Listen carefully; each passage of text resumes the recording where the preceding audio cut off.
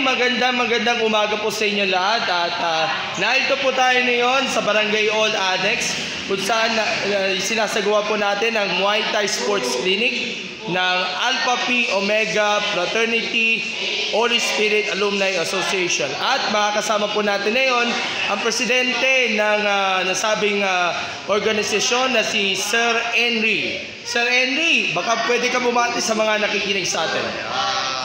Magandang araw po sa lahat, lalong-lalo na sa mga kapatid namin sa Alpha Phi Omega Philippines at sa buong Holy Spirit, Barangay Holy Spirit. So magandang araw po sa lahat. First of all, congratulations ngayon pa lang sa magiging successful na Muay Thai Sports Clinic na makakatulong ito sa, of course, grassroots development ng ating komunidad, lalo na sa sports, especially sa combat sports, and in particular yung Muay Thai. So, ano ba magiging objectives nitong Muay Thai Sports Clinic para matulungan natin ang ating mga kabataan? Okay. First, introduce ko muna yung organization namin. So, konting introduction lang sa Alpha Phi Omega. Ang Alpha Phi Omega was founded on December 16, 1925. So, bale, 98 years na siya nag-exist. So, na-found siya sa USA. Dinala dito sa Philippines ng 1950. So, kami naman dito sa Holy Spirit, sa Apo Holy Spirit, iba't ibang college kami nag-graduate. Tapos, currently, residing kami sa Holy Spirit, nagtipon-tipon kami bilang mga branches na mag-organize na ang purpose namin is magkaroon ng service. Lalong-lalo na dito, nakafocus sa Holy Spirit.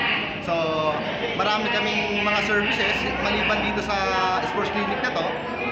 Nagkakaroon tayo minsan ng dental, medical mission, mga clean-up drive, coastal clean-up, tree planting, and food feeding sa mga bata.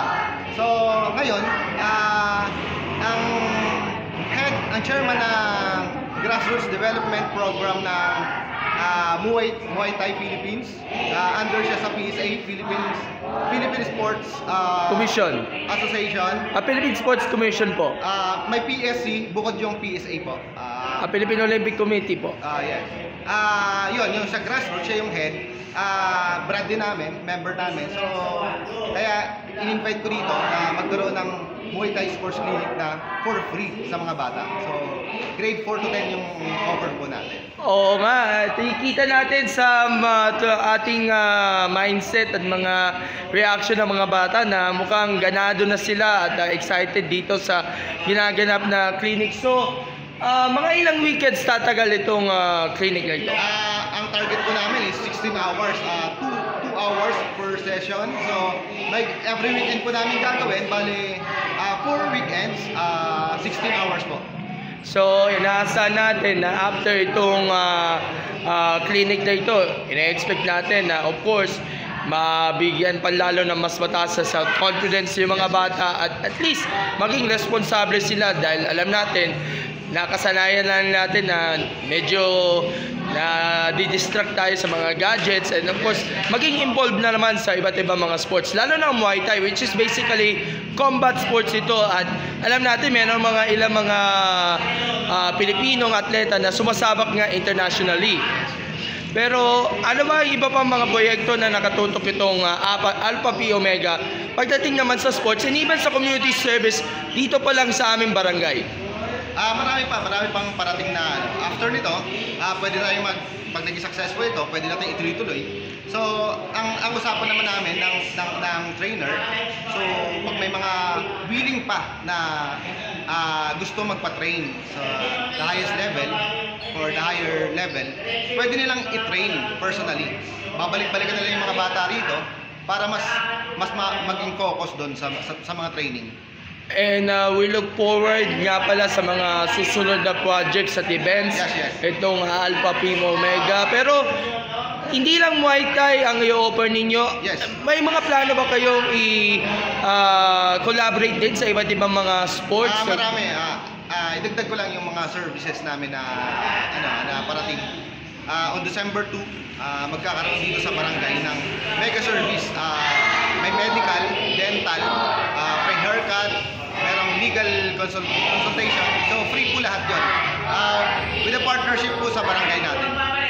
Alright, and your last words at ipromote natin sa ating mga kabaro natin, sa mga ikikinig sa Sports Corner PH na mula sa Barangay Holy Spirit na tangkilikan at mag-register. Is it free yung clinic na ito?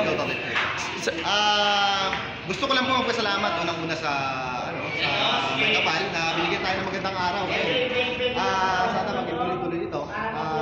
Pangalawa sa Barangay Holy Spirit, sa pakialam sa atin na makahiram itong venue para sa mga bata sa program natin. Saka sa mga brothers and sisters sa Alpha Phi Omega, mabuhay po tayo.